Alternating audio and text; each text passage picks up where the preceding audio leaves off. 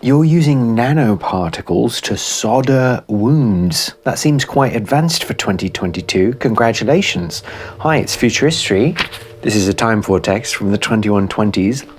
I'm a cheeky algorithm called Kingdangerously from 100 years in the future. We're remembering the next 100 years all the way back to the 20s, where we're looking at tech like this new nanoparticle soldering device. Interesting. It's created by the Federal Institute for Technology in Switzerland. And basically what it does is it adds two nanoparticles, one of which is mysterious and the other of which is titanium nitrate, to a gooey stuff called albumin, which is a blood protein. And it uses these additional materials to allow for a soldering reaction that binds wounds together. So far, only in pig intestines in the 2022 trials that have been happening, but in the near future, they'll be moving on to real live pigs and eventually real live humans. Excuse me, somebody didn't solder his tummy. So, what does it mean? Why is this good?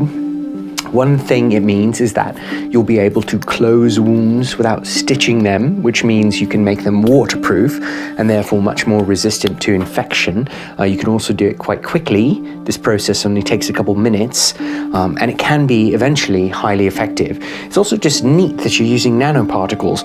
This stuff is really small. It's like 20 billionths of a meter across the little particles of the titanium nitrate and the fluorescent stuff.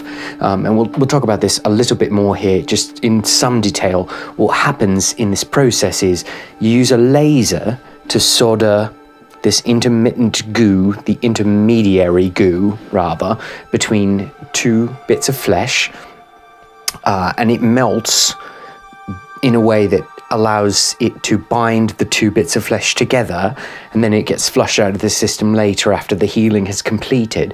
So in soldering, like metal, what you would do is take an intermediary material and put it between two other materials that have higher melting points than the intermediary, and you would melt the intermediary material with a blast of heat and then let it cool and harden, joining the two nearby bits.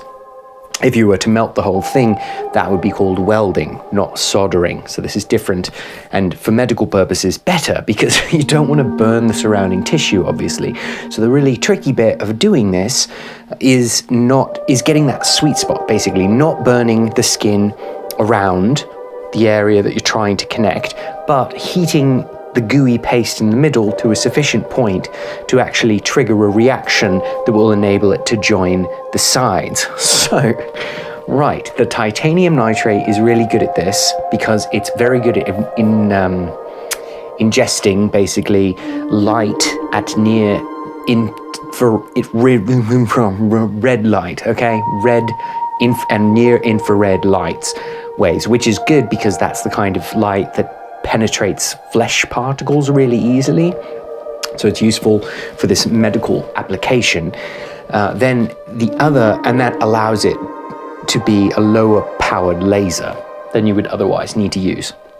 Then the other particle, which the Swiss feds are keeping a mystery because they're applying for a patent, fluoresces, which allows it to basically disperse the laser light as it comes in at two different wavelengths, and then they measure with a spectrometer the differentials of the resulting light bits, and by comparing the different wavelengths, they're able to tell how much energy is going into the area, which allows them quite a precise application of heat, which again is critical because you don't want to burn the surrounding bits. You want to hit that sweet spot at about 80 degrees Celsius.